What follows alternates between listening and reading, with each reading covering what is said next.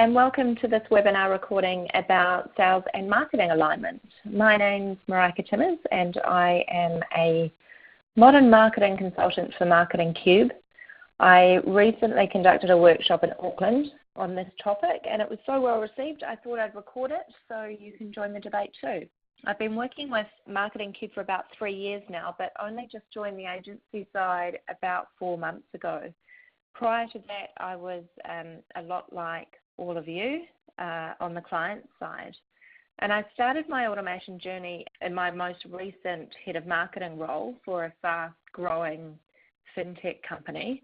So I understand how overwhelming the process can be, but it is a necessary one. You know, pressure is now on marketing to generate more leads, higher quality, to push them through that funnel and continue to nurture them at all aspects of the customer experience. In my last role, we were able to launch into over 15 international markets with a team of less than 5 marketers. And that was largely because we leveraged the power of digital and automation. Well, marketing automation was absolutely fundamental to the delivery of our strategy. So for anyone embarking on the automation journey, aligning sales and marketing is a necessary step in that process. The best customer experience stems from clearly defined roles and responsibilities across that buyer journey and from leveraging the insights that both sides bring to the table. That's obviously easier said than done. I completely understand that, and I should probably point out that no one in our workshop last week thought they had a BFF or best friend forever in their sales and marketing colleagues. So before we jump into it, let's start with where you think you sit on the scale. You know, do you regularly communicate and share ideas, or does your sales or marketing colleagues just kind of get in the way? You know, do you have a BFF, or are you just kind of mates? There's a bit of work to do, but you kind of like each other and you get along well, you share information.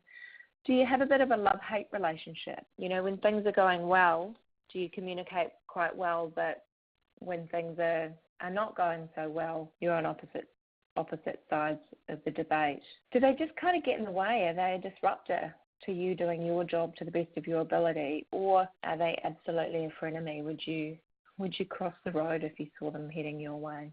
We'll come back to this at the end and see whether you've changed your mind or what you think is a realistic goal for where you can get to in the next 12 months. Let's start with a fairly standard sales cycle and buyer journey. The sales cycle on this particular diagram runs along the top.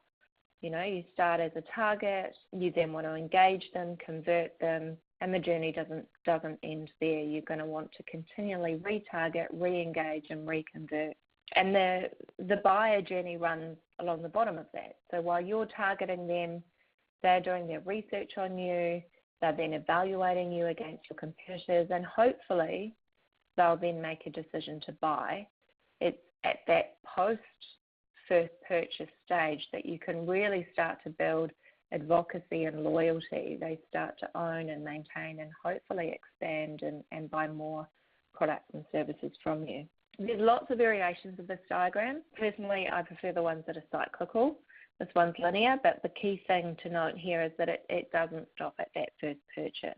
Businesses should continue to engage well after that purchase stage to resell, to cross-sell, to upsell, reactivate, and to build loyalty and advocacy with real surprise and delight moments. So if you haven't yet mapped out one of these for your company, I'd suggest this be the first thing that you do. We found in our workshop that most teams had actually mapped out parts of the process and were responsible for a few aspects of it, but nobody had developed an overall end-to-end journey. And because it's not owned by a single department, there was no one holistic view. And I think having that is a really powerful first step. And the reason for that, I think, is, you know, it's a really important step to do because with the digital revolution, the landscape has changed. Previously, sales dominated the buyer journey. It was easy to get FaceTime with your prospects because that's how they initially gathered information about you. And it would often take 3, 4, 5 meetings for prospects to evaluate your company, your products, and your services. So during that time, your hopefully highly tuned salespeople could determine the propensity to purchase through body language. The head nods, the interaction, the eye contact would often indicate a higher probability of a win. And on the other hand, crossed arms, raised eyebrows, those sorts of cues might let the salesperson know that they need to spend more time on objection handling. So that's that left side of the slide you're looking at the moment. But talking to you now is really the last thing your prospects do. With research and evaluation done online, purchasers on average are 57% through the decision-making process before they're ready to make contact. And that's that right side of that slide. So as a result, salespeople have less face time. The experience has become more content-driven and more marketing-dominated. So real body language has been replaced by digital body language. The engagement on your website, on social media, and email channels, those are all cues now that tell you where in the buyer journey your prospect is and whether or not they're ready to buy. Are you set up to take advantage of this shift? We're going to step through each stage of the journey and identify ways which you can align your sales and marketing. And although I'm likely to bombard you with loads of tips and tricks that your business may or may not be ready for, the key theme is really simple. Just get in the same room. So talk more, ask more questions, give each other a seat at your table, and I promise you will start to see changes. Step one's pretty obvious. You've got to know who has the need for your product or service and know who your ideal customers are. Really get to know them.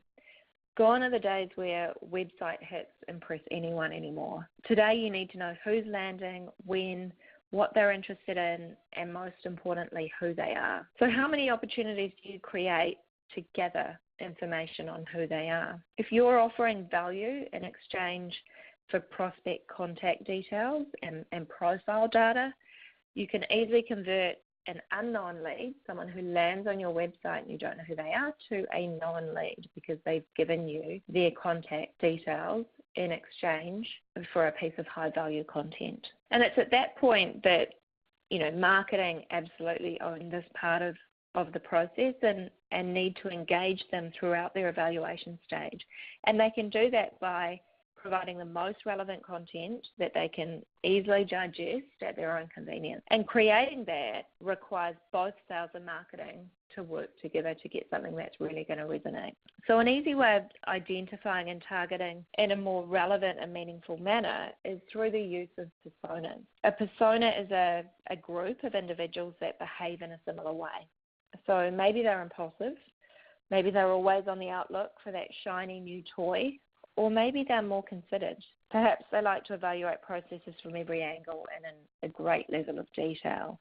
The way in which you approach those two different personas will vary. And sales and marketing should work together to create and agree what those personas are. Marketing have insights on digital body language, what content is currently performing well, and sales have a lot of personality and relationship-based insights that they can bring to the table to make those personas seem really real. So for each persona, you should then build out a profile and identify messages that are going to resonate at each step of that buyer journey.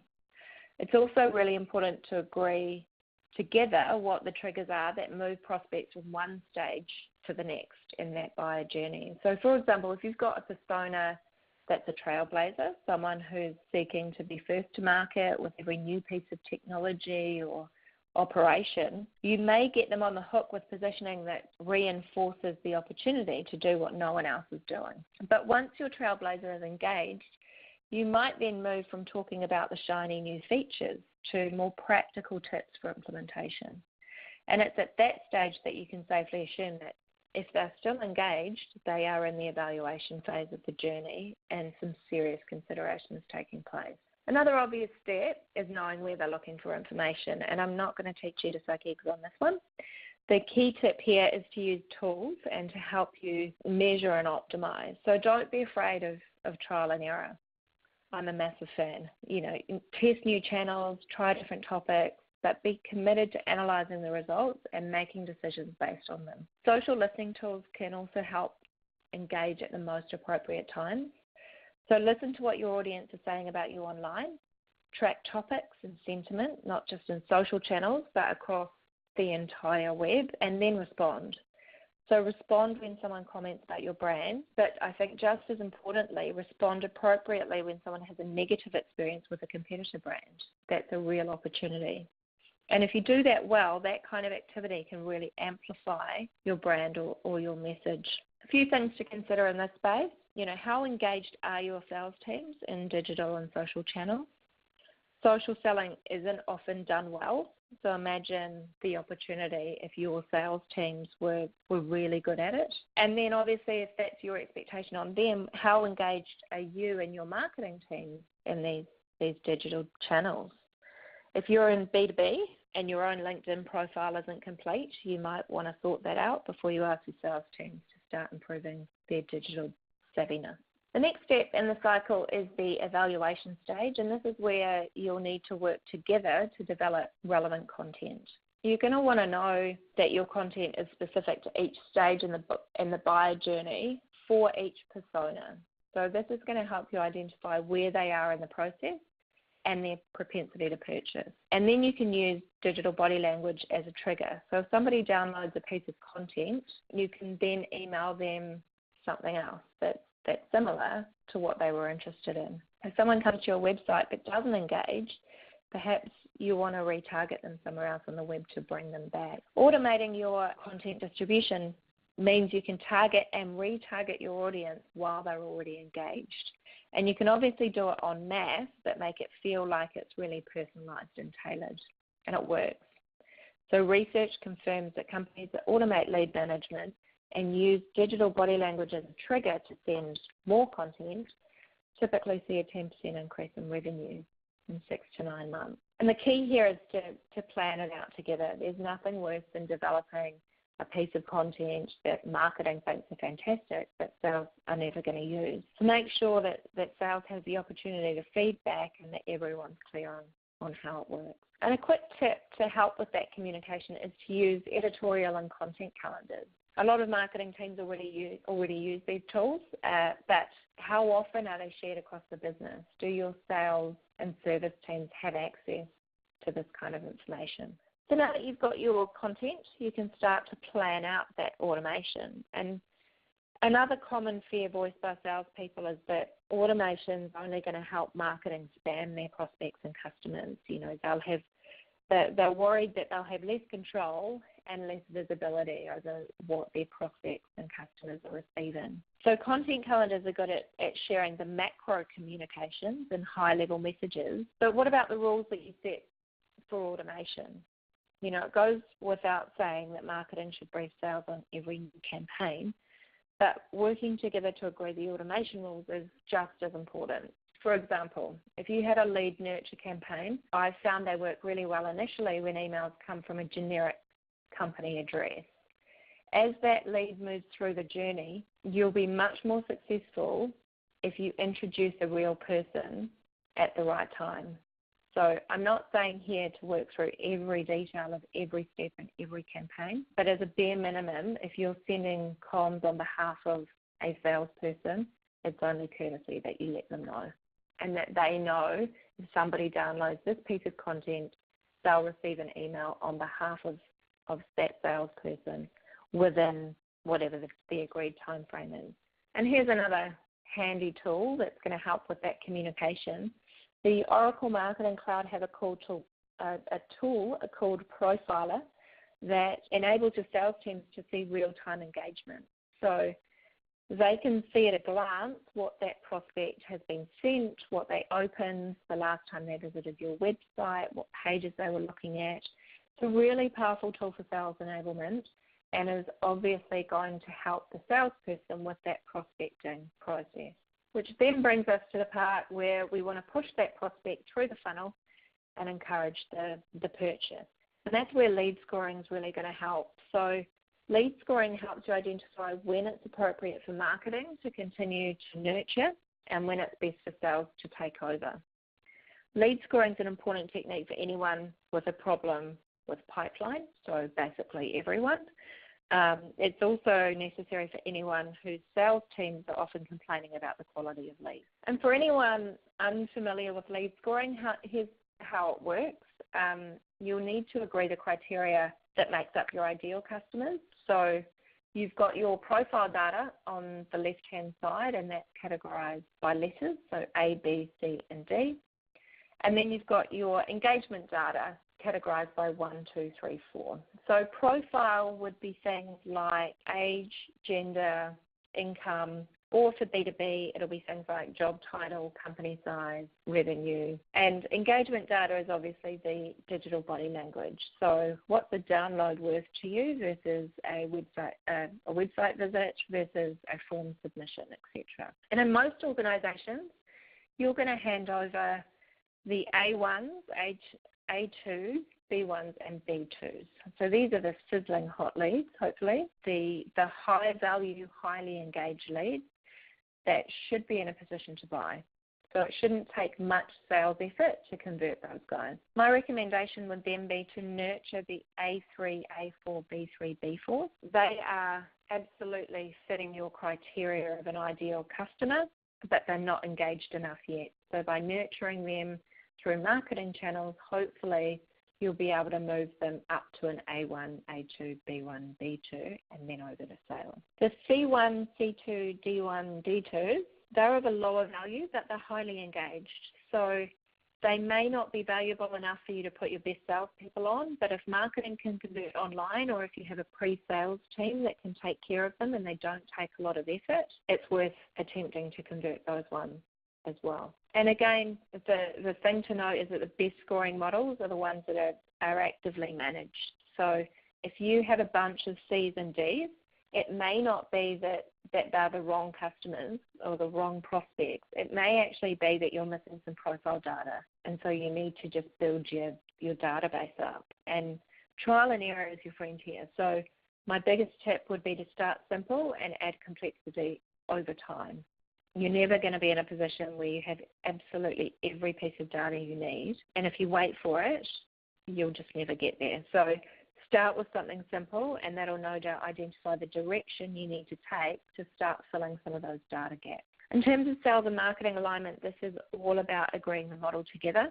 So if you don't agree on what qualifies an A1, for example, you're going to have the same issue with sales complaining about poor quality leads and marketing complaining about the lack of follow-up. Define the terms.